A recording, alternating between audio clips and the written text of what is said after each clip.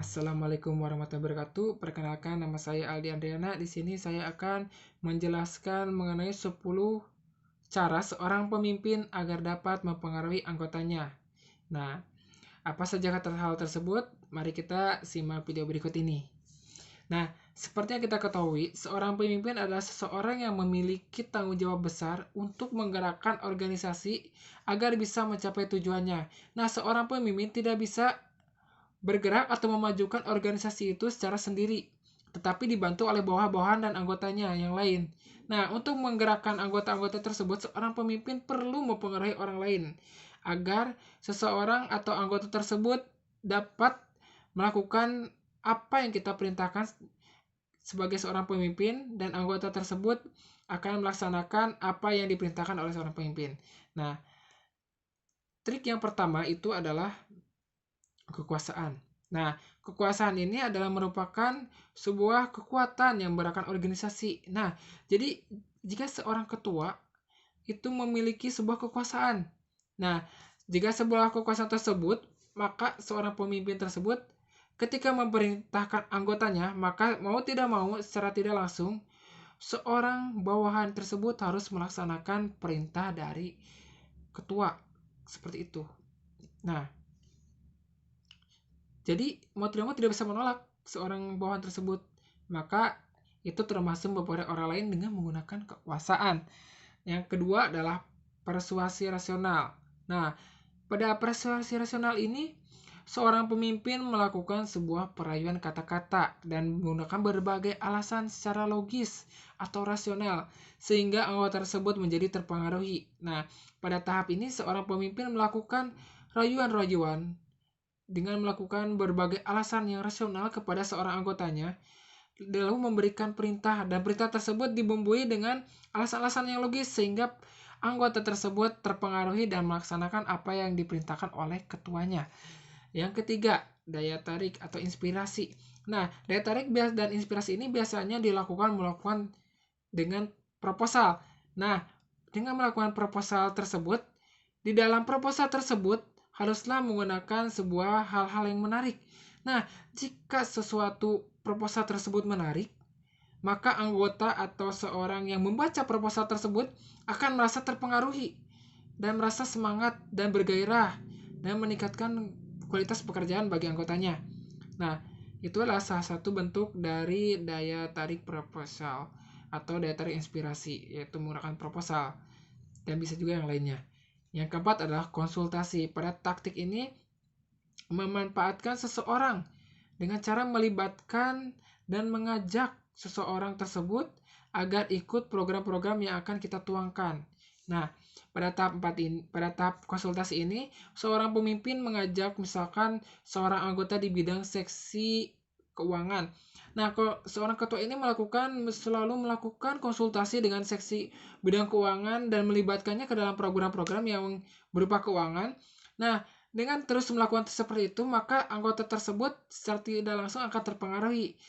Kenapa terpengaruhi? Alasannya karena seorang anggota tersebut merasa terpakai, merasa bukan terpuji, ya terpuji juga, merasa bernilai gitu di hadapan ketua sehingga dia akan mengikuti apa yang diperintahkan oleh ketuanya. Yang kelima adalah inscriptions atau rayuan manis. Nah, rayuan manis ini dilakukan seorang leader dengan mengatakan rayuan-rayuan manis atau pujian-pujian tertentu kepada seorang anggotanya atau seseorang yang akan diajak bekerja sama. Nah, dengan ada rayuan-rayuan manis ini, diharapkan nanti akan memberikan kesan yang baik kepada seseorang yang seorang lawan bicara seorang ketua tersebut. Nah, dengan adanya rayuan manis ini diharapkan nantinya seorang tersebut merasa terhargai, lalu akan terpengaruhi secara tidak langsung dan akan melakukan kontak kerjasama, atau bagi anggota akan melaksanakan perintah ketua tersebut tanpa merasa terbebani. Yang selanjutnya adalah daya tarik pribadi. Nah, pada tahap daya tarik pribadi ini adalah tergantung karakteristik seseorang tersebut.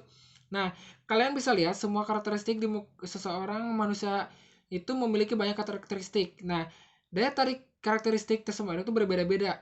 Nah, salah satu contohnya kita contohkan aja daya tarik seorang pemimpin yaitu pada sebuah sifat yang berani dan tanggung jawab. Nah, jika seorang pemimpin memiliki sikap dan tanggung jawab seperti itu, maka nantinya anggota akan merasa tersegani, merasa segan. Wah, ini ketua sangat hebat, akan menganggap seperti itu. Lalu, secara tidak langsung, maka anggota tersebut akan terpengaruhi, dan setelah terpengaruhi, maka anggota tersebut akan mengikuti apa yang diperintahkan oleh ketuanya atau pemimpinnya. Nah, lanjut adalah yang ketujuh, yaitu pertukaran atau exchange. Nah, pada tahap ketujuh ini atau pada tips ketujuh ini, seorang pemimpin melakukan sebuah pertukaran atau mirip seperti jual beli. Nah, pada proses mempengaruhi orang lain ini, yaitu dengan melakukan sebuah pertukaran sesuatu, seperti memberikan imbalan pada seseorang yang akan dimintai tolong. Imbalan itu bisa berupa apa saja yang sesuai dengan disepakati. Misalkan si seorang leader itu memberikan tanggung jawab kepada si A untuk melakukan sebuah kegiatan-kegiatan tertentu, dan apabila kegiatan tersebut sukses yang diketuai oleh si A tersebut, maka nantinya si A tersebut akan diiming-imingi atau akan diberikan imbalan berupa kenaikan gaji atau kenaikan jabatan. Nah, seperti itu adalah seperti pertukaran exchange, ya. Yang selanjutnya adalah yang ke-8, yaitu koalisi. Nah, koalisi ini adalah semacam rayuan sama bujukan. Ya, tidak beda jauh sih, bujukan dan rayuan. Nah, ini bujukan kepada anggota-anggotanya. Misalkan seorang pemimpin tersebut melakukan bujukan, ayo kepada anggotanya itu, misalkan mengajak untuk ayo kita mengerjakan ini secara bujuk rayu mereka. Nah, setelah melakukan bujukan-bujukan tersebut, maka seorang anggota tersebut akan terpengaruhi dan akan mengikuti apa yang diperintahkan oleh ketuanya. Nah, yang lanjut ada yang ke-9, yaitu pressure atau tekanan. Nah, pada pressure ini atau tekanan ini hampir sama dengan kekuasaan, yaitu seorang pemimpin harus bisa Nah, seorang pemimpin pada pressure ini adalah memberikan tekanan kepada anggotanya. Jadi menggunakan kekuasaannya untuk melakukan pengaruh secara langsung. Jadi kepada anggotanya tersebut diberikan perintah dan si anggota tersebut tidak boleh menolak. Seperti itu. Jadi itu sebuah ancaman. Kalaupun tidak menuruti apa yang diperintahkan oleh ketua tersebut, maka nantinya ada kemungkinan dia itu akan dipecat atau ditundukkan jabatannya. Nah, itu adalah semacam pressure. Yang ke-10 adalah legitimasi atau sebuah cap pengesahan.